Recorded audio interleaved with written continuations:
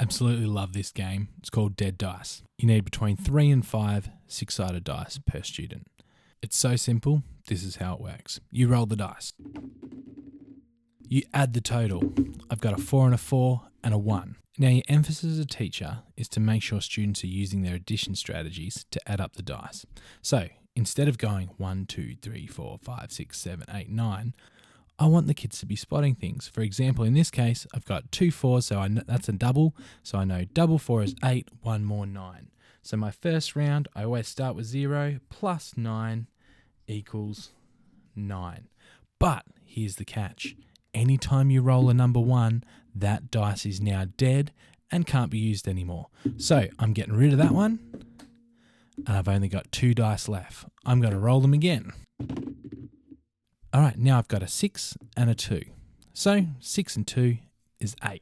So I'm going to put my 9 down here, and now I have to plus 8. So again, I need to think of my addition strategies. So I might just think 10 plus 8 is 18 and 1 less 17. So now my total is 17. Didn't roll a 1, so both these 2 dice are still alive. I'm going to roll them again. Same as before, we're going to take our 17, our running total, put it down the bottom, and this time we're going to add 3, because I've got a 2 and a 1.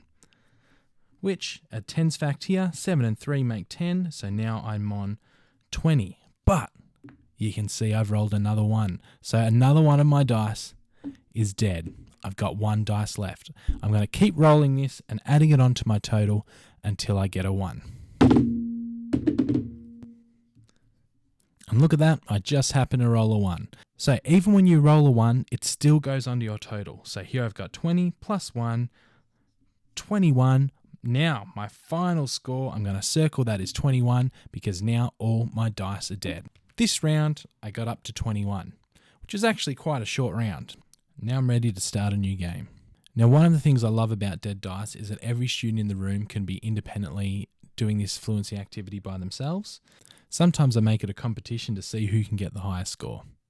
Yeah, super simple, super fun. Just remember that your students are going to get more out of it the more emphasis you put on getting them to really think about and focus on how they're subitising and adding the dice together. Now it's your turn.